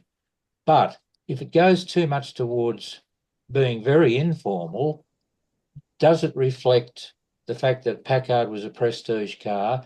It was up there with Rolls-Royce, Cadillac, etc. Would the Cadillac or the Rolls-Royce magazine be similar to what we've got now, or would it be a little bit more like it was at the beginning when you and Jeff had a collaboration? Now, I know it's a bit of a hard question, and I don't want to be. You've done an awful lot of work. It was up with Rolls-Royce up to 1939, and then Packard was just shit scared of General Motors and Ford, and they just played leapfrog after 1939. Yeah. Once they lost the 12, that was their prestige market gone. Yeah, but still, it was considered, it was a prestige mark for a long time, from 1904 or whatever right up to 1939. But anyway, that's something for. I don't know if it's worthy of discussion now, but is it, or should that be not at a different time? I mean, it's a good comment, but it's I don't know. I've got Rolls-Royce and Packards, and there's if you get a Silver Ghost and a Packard, the chassis are very, very good. Rolls-Royce is okay as long as you've got a full-time mechanic and a small boy to do 24-hour bloody servicing on it. I think the rally might be a time to talk about the magazine and people's reactions when you've got people face to face. Yeah, that'd be good, Vicky, because Stephen has taken it away a long way away from what it used to be. That was necessary. Don't get me wrong. I'm not knocking. I think everybody in South Australia is absolutely wrapped with the format now. That's good, because I can't just base everything on my personal opinion. That's why I'm asking people, because we've got a magazine that we're all responsible for, and it goes out to a lot of people, 150 or whatever people. If the people in general are saying, yes, this is great and this is exactly what we want, well, they might have a suggestion that says, don't do something or whatever. And why not pass that back to the editor? It just makes Stephen aware of what people feel about things. So I'm saying I feel a little bit like it's gone a bit too informal, but that's only my opinion, and I'm one out. Anyway, Stephen suggested that we allocate time after the AGM, and it's totally separate to the AGM. Yeah. Chit chat. We've done this before, very productive, when Noel Shorter was president. And we can ask people anything you want to talk about, raise it with us. We might even come up with some dot points. What do you think of this? To start the discussion going. Right. Was that your intent, Stephen, in asking for that? Yeah. You can ask whatever you like, Anything and everything. It's got to be more the better. I agree. So we might even get some Victorians involved, and I shouldn't. Well, that'd be really nice. But anyway, I won't go there. Well, it would. Wouldn't it? I just wanted to say one little thing, that Victoria is 1/5 the area of New South Wales, right?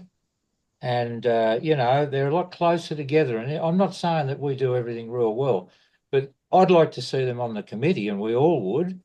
And yet we've got how many Aussies on? How many? Sorry, I shouldn't have said Aussies. How many Aussies? I'm not biased at all. But how many New South Wales Welshmen? We've got Tassie and South Australia, and Western Australia. Now, I know Vic is their own region, and that is one reason why they don't possibly have to come on the executive and that. But this would be a great topic for the Queensland. after the AGM. Queensland, we haven't got. We've had people from Queensland show more interest, and there's not many of them. So that's something we can push in this chit chat. Yeah. Sorry, I'm going on. I know I do that. I will correct you there, Lee. The regional director is part of our committee, and he's only attended one meeting in all the time he's been regional director, and he does not respond to emails. I've asked for the annual report for the AGM. I don't have it.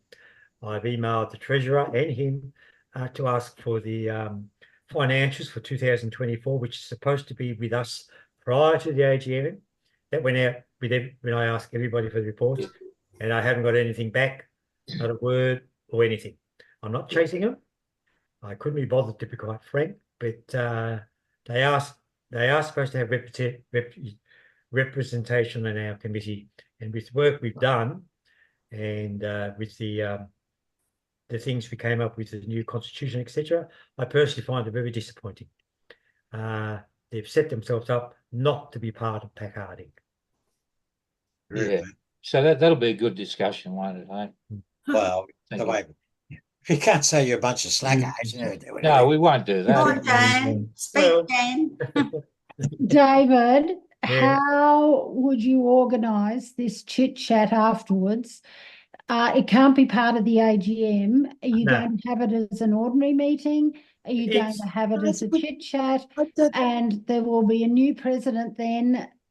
Will the new president will have to run it unless it's somebody else? Yeah, How are you going to organise it? The way I said, and I haven't discussed it with Stephen, he simply said he'd like what did he say?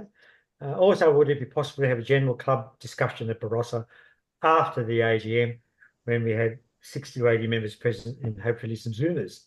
And I took that to mean just a general discussion. Yeah. We'll bring up topics they might want to. No set format, no set itinerary. It's not formal. Agenda, I should say.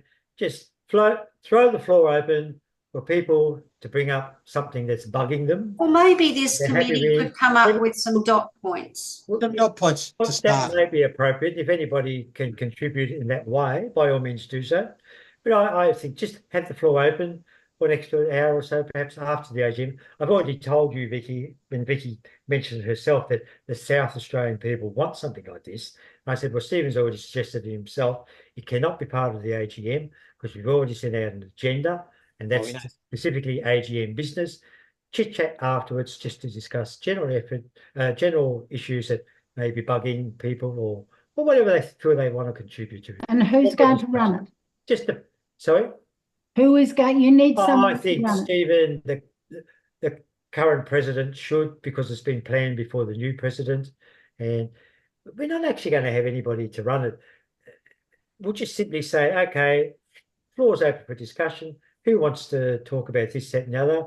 And hopefully it'll be Zoom. Stephen will be able to record it, and we'll be able to have send out minutes later on of the chat that we had. It's not. I think that would be an absolute disaster unless you have somebody to run it, because it will just fall into a carry on for all. Well, you can have somebody. You can have somebody to introduce it. Maybe if you're going to have some dot points, just to start the discussion, after that, they would have some control over the meeting in terms of if somebody went on and on and on and on, or got out a lot. Yeah, somebody, the current president or anybody, one single person, I agree with you, Jan, one single person to facilitate it. But that can be anybody. That can be anybody on the committee. I don't think it needs to be the president. If he wants to do it, fine, but it doesn't necessarily have to be the president. It's an informal meeting. But yes, I agree. I think you need somebody to facilitate it and keep a check on things. Keep some control on it. Anyway, that's my view. And we can. Okay. All done on that one? Yeah, we'll just have to sort out who. Yeah, we can do that. We can have a chat at the one. Jen's made a good point. Michael's backed it up. Yes, we just have to decide who's to facilitate it, and Okay. everyone to draft up some rules of the meeting or something like that. Rules of Jeez. something like You that. sound like a scaredy cat. You sound like a scaredy cat, David. Doesn't have to be. Anyway, Let's get started. Limit each comment to 1 minute or something. Well, that might be a case too. That might be the main rule. You limit it to 1 minute of speaking, sit down and shut up, and the next person get up. Anyway, we'll move on. We can. Okay, the 1%. I bought that, put that in there because there was nothing on paper about the 1%, and a motion went forward. I think at the last meeting, was it? And then there was carried forward from the last. Carried forward. It was put forward. And then there was still nothing on paper. And so that's why I just decided to put my view in there, what I thought about the 1%. You've said what you thought. Yeah. That's right. I personally think that's a topic that could be discussed in that general discussion. Yeah, I don't think the executive has previously rejected the proposal. That's not what my understanding is. Maybe David will understand. I think we were going to put it out to all the members, and I haven't spoken to everybody. No, I don't think the executive has said no to it. I haven't got the minutes of the previous meeting in front of me. All I recall is that it was put on hold until Jan seeks legal advice as to whether it's okay to do so or not, which I understand Jan has got the advice and it's okay to do it. And then we would discuss it further after that advice has come in. Vicky also said she'd try and get some feedback from the I haven't got any feedback. I only know my husband's opinion. He's against it. I mean, I just know that we sold our car through Just Cars and we didn't pay a cent. So, but that's the way it just depends. Did you have to pay Just Cars? Did you have to pay an advertising fee? No, nothing at all. First 2 months are free. Yeah, but if it doesn't sell within 2 months, then you've got to pay advertising. If you then put an ad in again, you then pay something. It's not much, $80, something like that. So, do we think it's we have to resolve this one way or the other? I still think it should be voted on by the members. Well, that's what I'm getting to, Vicky. Is it up to us as the committee to make the final decision, or do we put it back onto our club members during this chit chat? What do you think? Some people have been happy to pay it. What is the general view? I probably favour that myself. I'll be honest.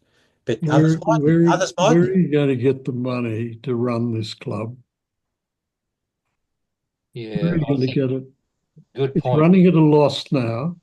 It'll continue to run at a loss unless we have benefactors. The 3 people that have their cars for sale don't feel it's a tax. They feel it's a commission and they're happy to pay it. And we're sitting around a circle here saying, oh, well, I don't like it. I don't like it.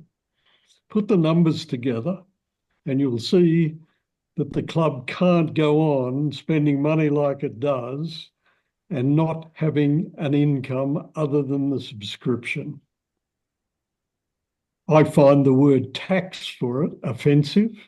I spoke with Will Kirkby today, who hasn't had a single response to the sale of his car. And he's a bit disappointed about that, but he's happy to pay his 1% if we can find someone.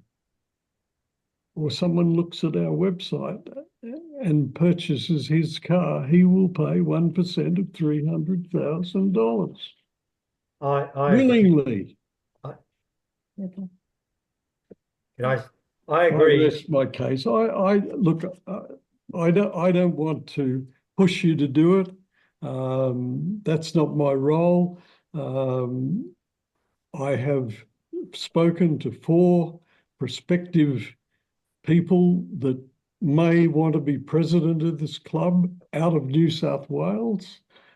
Out of the 4, I've got one man who said that he will take a week to make up his mind because he'll have to talk to his partner about it. Other than that, who's going to run the club? Who's going to find the money? We've got someone that can spend it.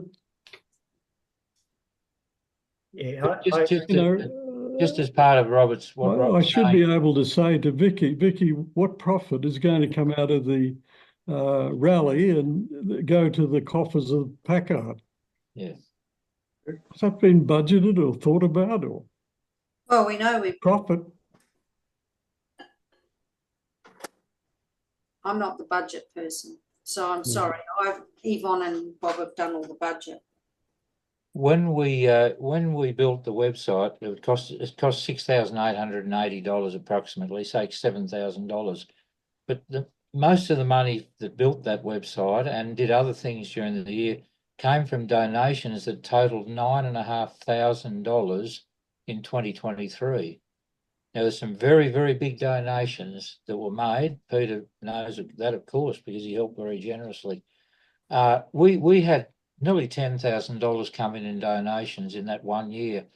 And otherwise, we would have, as Robert said, we'd be going slowly downhill, and we may not survive unless, I mean, why wouldn't we consider having some income? This is my feeling about it, because it might seem distasteful, and there are probably as many reasons for not doing as there are for having it, but this is our club that's at risk. And if there is any way of making money, and we haven't come up with any other than relying on people that donate money, why not have a go at this? Well, It doesn't have to be mandatory, does it? Does it have to be mandatory? I think if you put that in the 1%, then people will either want to do it or they won't advertise with you.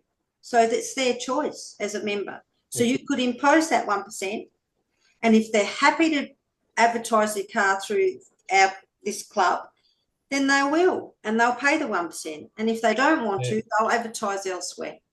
So it doesn't really matter. You can impose it, and people make their own choice. If they've had a lot of years of happy rallies and everything from the club, they might say, "Oh yeah, look, damn it, I'm wealthy enough. I love the club. I want to help out, and I'll do it that way." As you say, Vicky, they don't have to, do they?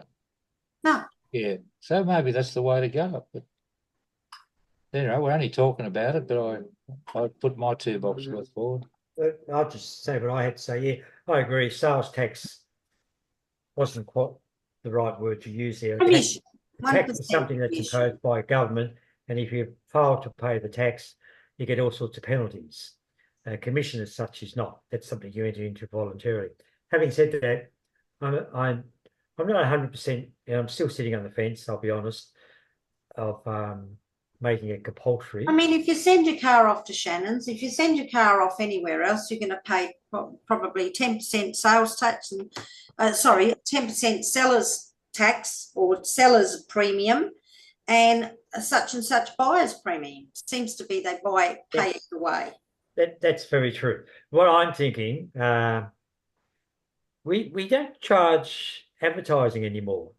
All those cars in the PACA, there's 5 of them at the moment. They are all PACA members, aren't they? There are 6 cars that are on site and in the PACAdian. Well, they're on the website, but they're all PACAdians, aren't they? Yeah. Is that correct? What I'm saying is there hasn't been anything. Stephen, has there been any paid for ad? I haven't seen as treasurer $100 come through or $50. No, there's been no paid ads. But that's been another thing that we haven't looked at with a new website. When it was just published in the PACAdian previously, members were freebie unless you wanted a colour ad. Yeah. And we've never gone back and revisited that. And we need to. That's sort of part of the equation. That was the point I started to make. We used to charge... Sorry, Robert? The tyre man from Mudgee paid for a coloured ad inside 6 copies at $100 a page. Yeah.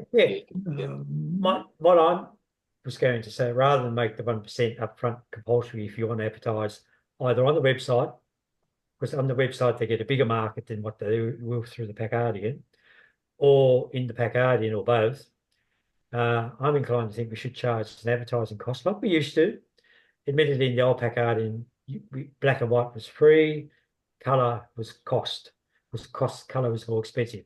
Nothing has changed. Colour is still more expensive, and we've opted for a colour magazine. It's more expensive. We need to recoup some of the cost of getting that magazine printed. So I propose anything that's going to be advertising in it, there should be an advertising cost. We have to make it competitive with what's out there in the marketplace, and we give them the option of the 1% on top if they do that, or you can pay 1% if you sell the car. So you can either pay to advertise and you might sell it and that's it, or you may not sell it, you've paid your advertising. Or you can opt for the 1% deal and no sale, no charge. If you sell it, you get charged 1% of the sale price. That's what I'm thinking is the way I'd like to see it to go. It's between the two options, but that's what I'm thinking. Something for thought. But yes, we have to get some more money in. And I think raising fees at this stage would not be a good look.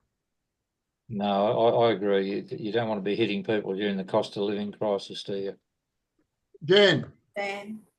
Well, without the $16,000 worth of donations, the check account balance today would be $8,000.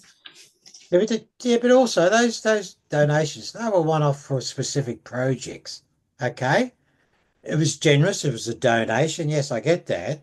But under normal running, it wouldn't have been down to that. I mean, so it's. Well, yes, it would. Explain to me why it wouldn't. No, what I'm saying is it's a one-off, and we had donations for it. I get that. But that's not going forward. We would not have those expenses going forward. They were one-off expenses that we had generous benefactors. I get that. But going forward, you're not always going to have that expenses. I'm not saying we've got to get more money. I don't dispute that. But that was a one-off. It wasn't what would normally happen every year.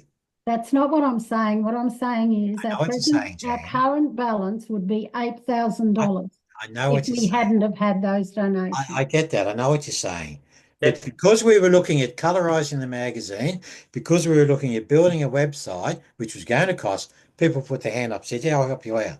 We'll do it. So we didn't dip into our funds, so to speak. So if we had to dip into those funds, Jan, we wouldn't have been doing all this. There's no risk in the world. Not to pull $12,000 or $14,000 out. We probably would have done But it. our balance would still be $8,000, whether we did it and got the donation or whether we didn't do it. Yeah. Anyway. What you're saying, Jan, is true if we went ahead with the expenditure and we didn't get those donations. Yeah. If we not got those donations, we may well have said, well, we can't afford to go. That's exactly what I just said. Yeah, that's why I'm explaining it a little bit differently. The mathematics of it is that if we hadn't have got the donations and not gone ahead with it, our current balance would be $8,000. No, we got the donations and we went ahead with it. So that $15,000 was spent on whatever we spent it on. Yeah, but the point is, Jan, our current balance, that money, extra money we got, which we would not otherwise have got, has come in, paid for something, it was allocated for something, and it's gone. Our ongoing cash flow, basically, initially anyway, when we first started doing printed coloured copies, wasn't affected by the expenditure on the then coloured magazine, and it wasn't affected by the purchase of the website because we were given extra funds to do that. Those funds have gone out the door, and where we're sitting at the moment is reflective to a point of where we were. Having said all that, the colour magazine since then is now fully funded out of the club, so it would be a bit lower from that point, and also looks like the ongoing recurring costs of the website are going to be more than what we anticipated or were led to believe when we first purchased the thing. So from that point of view, yes, we certainly need more money. I agree. As treasurer, I reckon we need more money. I mean, I get what Jan was saying in a sense, though, that if the money hadn't been forthcoming from donations, we wouldn't have gone to the colour magazine, or if we had, it might have been at our peril. We'd be saying, "Oh, can we afford it?" And likewise, because there was a donation to go to the colour magazine, admittedly, and one to go build the website. But if, as Jan said, if those monies hadn't come in, and they weren't earned though, just through the generosity of people, we would not have these things, and we would therefore, and we would have a fairly low, amount of money in the bank. Anyway, I think we've laboured on this point enough. Yeah, we're not sailing real well at the moment. I mean, our outgoings are more than our incomings. I mean, so we can also look at other avenues for raising funds. I mean, one of the things, and I know Dave and I have discussed it, we can do Bunnings stuff. If people are prepared to put their hand up and come along and man the tables for a barbecue, we can do Bunnings fundraising as well. Yeah, but we haven't. It's one example. But we haven't actually discussed fundraising for We haven't. this club. We have not. We have not even talked about it. I And agree. if you want to have a discussion about funds, we've got to talk about how we can raise funds. Yeah, And that's another issue altogether. I agree.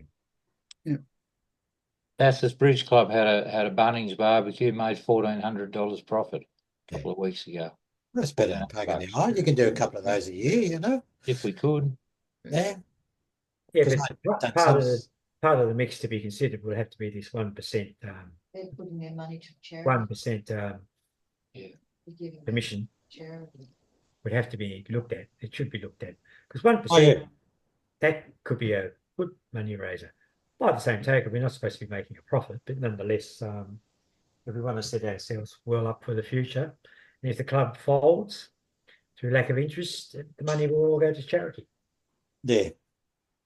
Under the rules. All righty. So we've reached the end. Does everyone think? What are you having for dinner, Pete? I'm having chicken masala, tikka masala with fried rice. And you're getting into digestion. Sounds pretty good. So we've got to come back. I've got a cup of Milo. We've got to come back and revisit this, obviously, in terms of the proposal for the 1%. Sounds like we're not going to have a decision tonight. Well, I agree with it, but on the basis that in addition to advertising charges and that component, they have a choice. You can pay advertising costs and and no sale or sale, good luck to you, or you pay the 1% and but it's no sale, no charge. That's a kind of way of putting it. Yeah, I get that. Well, that's part of it. It's more marketable. It's more marketable. That's the reason I came up. And with what Stephen said, yeah, mate, you could have presented it a little bit better than that. I got to say, mate, it was a bit harsh. Well, oh, geez. Oh, it was harsh. It was a bit harsh. But anyway, Stephen said that I wanted to give a meal to every person in Australia. In saying that, I think you've heard my views before. I've got real issues in terms of whether we should proceed with it or not. So we've all got some different views, which is fine. That's the nature of the beast. There's nothing wrong with that. But we need to get a resolution one way or the other. Are we ready to vote on it for tonight, or do you want to consider what Dave has put forward and come back to it? Yeah, no, it doesn't have to be voted on tonight. It if it doesn't have to be voted on at all. Is there a motion? No. Well, not. Well, Don't we have to specify the format of it though, and what that actually means? As David was saying, there's got to be a proposal, and there hasn't been the proper discussion or a document to say this is what we want to do. Yeah, there's been nothing on it. To invest. Jan, the legal advice was from a member of the club, and he was very positive about it, wasn't he? Yes, Andrew O'Halloran. When I mentioned to him, he said, "Oh, that sounds like a good idea. Let me look up the Constitution." And he looked up the Constitution and came, well, don't know whether it was he or his offsider. And he came back to me and he said, no, there's nothing in the Constitution that will prevent it. I think it's a very good idea because we need to get some money. and he is prepared to Draft what's the word I'm something up. looking for? Make up a form In terms for of people to use. sign. The TNC or something like that. He's looking at doing. So he's going on his own legal experience and knowledge, I suppose, Jan. But he did Well, that's not what just the Constitution, not just the Constitution. He's a lawyer. So Well, I know he he's a has to lawyer. I get interpret that. it. I know he's a lawyer. He has what he wanted to have a look at was whether there was anything in the Constitution that prevented it. I get that, and there's probably Yeah. not. I don't disagree. Michael, I'm sure if he thought there were other impediments to doing it outside of the Constitution, he would have said so. I would hope so. Yes. Well, should it be that we all put forward our ideas, what we personally think of a scheme and the way that we need to work out some way that would be implemented. And David has put forward something. Robert and Jan have put forward something. They just say flat 1%. David's saying, well, put an ad in there and that the person can decide whether they pay the 100 or 1% or whatever. Are there any other ideas? For example, is it mandatory that they pay 1%? I don't see how we can make it mandatory. My proposal is they have the option of either advertising with a cost or opting to have the 1% and no sale, no charge. Yeah. So if they're not being told, neither of them's mandatory, they can say, well, bugger off. I'm not going to go in. I'm not going to go near you. So I'll go advertise somewhere else. Yeah. But if they opt for the 1% and we sell the car, they have to pay it. Why don't we make that? Why don't you do a draft of that? Because you've explained. I'm not going to do a draft. The solicitor can do a draft on that. Okay. Yeah. Rightio. And then we vote on it. We've got something to actually vote on. Well, we still haven't decided. Vicky wants to get some feedback. She thinks it's appropriate to get some feedback from our friends in South Australia. And South Australia is a very active branch. And if Vicky thinks that's appropriate, as a member of the committee, I'm happy to accept that. Yeah, we can't keep coming to a meeting without something in writing. The ACT branch is one of the largest branches that we have in our club. And you're in favour of it. You're in favour of it, Peter. I can see that. I got a 1946 PACA, which I'm going to put up for sale, but it's not going to go on the PAC website. Okay? Now, all right. Why? Can I ask why? You don't have to pay 1%. That's all. I gave $5,000. One of the reasons I gave $5,000 was I was really upset with the bickering about the 1%. I think that one of the reasons why you're in the PACA club is that it gives you leave to advertise your vehicles and your parts without an additional cost. Now, I may be old school, but that was just the way I thought. Well, I think it in a similar way. That's fine, and that's what we have to vote on. If that's your opinion, you vote accordingly, Peter. Yep. And same with Michael. And if Robert and Jan, if they want to vote a certain way, and I put up in it. We used to, as I said, Peter, we used to charge for advertising the Pacardian. But that's gone by the wayside. He's not referring to that, Dave. He's referring to the 1% payment. Charge commercial users. They didn't charge people selling their cars. Anyone that would advertise any trades or anything like that, yes, they would charge. But as far as people selling their cars, no, they did not charge. They did. They charged for a coloured picture. My understanding was, I wasn't much involved back then. We charged if colour was involved. Because of the additional cost, we couldn't afford it. Yeah. And people were okay with that. Well, the point is, we're doing a colour magazine now 4 times a year. It's an additional cost, and the way it's going, we can't afford it. Well, eventually we can't. Eventually we can't afford it. On that, It's that simple. Anyway. All right. So are we to look at merging with an independent sort of club once PACA club goes under? No, that'll have to be looked at. We don't go there now. Come on, it's getting late. It's time to wind it up, please. We've got another meeting in the morning. All right. I've got a packard I've got to get under tomorrow. Me too. Yeah. And All right, guys, I'm off. See you. Yeah, right. one Okay. moment, one Uh, moment. Phil, Come back. We need to Jan, come back to this. Phil, could you stay online just for a couple of minutes? I found Yep. your car and a few others that might be interested in. Okay, thank you. Yeah, I found a lot of 22 1926 packards. Okay, so We done? the We meeting finished. is finished. The meeting is finished. just Yeah, one yeah. item I want to bring up, please. One item. Okay, the meeting's closed. I'll Hang stop on, the. Stephen, hang on, please. Oh, right. Can I hang on? We've got 2 Packard of the Year nominations, one for Michael and one for Jan. So obviously Michael and Jan can't vote on them. We won't vote tonight. I'll send them around to everybody who can vote through the week, and you can vote. Let me know which ones is your What are we voting on? Jan and I can vote. Guardian of the Year. Jan and I Packard of can. the Year. I can They're vote. gonna I can vote for Jan if I want. So you can Of send course me. you can. Of course you can. And she can No, vote for you. you're saying you send them around. You send whatever you got for Jan and vice versa. Will this sort of thing be done by the rally? Because if you are going to have it done by the rally, you might want to get Can be done by the weekend. Be probably another Done by the time. weekend. Clinton That's my to point. bring Clinton to bring it with him. That's my point. That's why I'm bringing it up now, because it's in our agenda for our rally meeting, the AGM, that we're going to announce the Packarding of the Year. Ah, right. So the committee, members of the committee have to vote on them. And obviously, I'll look after all that. But we normally would have to ask Jan and Michael to leave the room. We're not going to do that now. It's too late. Jan can vote for Michael if she wishes. Michael can vote for her if she wishes. We don't know if they really leave the room. That's up to them.